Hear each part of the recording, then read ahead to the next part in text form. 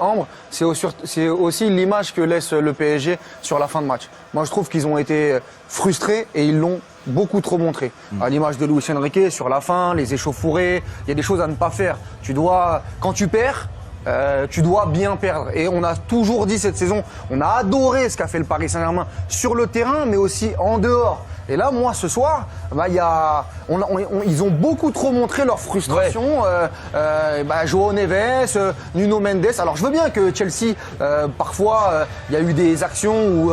il y a eu des coups aussi. Il y a eu du trash talking, il y a eu des actions qui peuvent générer de la frustration. Mais le PSG doit aussi maîtriser ses nerfs dans ces situations. Oui, après, et je trouve qu'ils sont sortis quand même rapidement de leur match. Après, moi, je pense qu'un coach aussi expérimenté que Luis Enrique, s'il réagit comme ça, j'aurais aimé savoir ce qui a été dit, ce qui s'est passé aussi.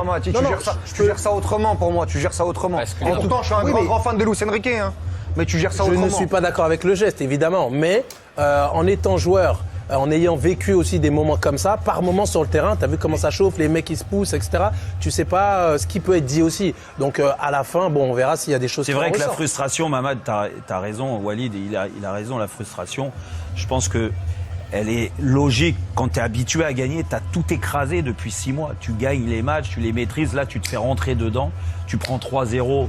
C'est clair et net. Il n'y a pas de problème. Le PSG a accepté la supériorité avec Chelsea aujourd'hui sur ce match. Mais c'est normal. Quand tu es habitué à gagner, à ce que tout se passe bien, là, d'un seul coup, tu te fais rentrer dedans. Tu es moins bien. Tu sais que physiquement, tu es un peu fatigué. Tu t'attendais à gagner. Il y a de la frustration, il y a de l'énervement, il y a des paroles peut-être qui ont dépassé la pensée de certains. Non, mais il faut savoir bien perdre. Et après, là où je... Parce que quand tu gagnes, tu infliges des tarifs, tout le monde te serre la main. Non, mais bravo Paris Saint-Germain. Peut-être que le Paris Saint-Germain sur les joueurs ne chambre pas ou n'a pas de mots déplacés. Tu vois ce que je veux dire? Luis Enrique, il doit prendre de la hauteur, du recul. Je suis d'accord. C'est un éducateur. L'entraîneur, il peut pas se permettre. On va demander l'avis de l'entraîneur du plateau. Non, moi je suis d'accord avec Walid. J'entends de toute manière les arguments de tout le monde, hein, mais je pense qu'il faut savoir être un bon perdant. Je pense que la saison du PSG, elle est celle qu'elle est. Elle est fantastique. Exactement. On leur a donné beaucoup de compliments.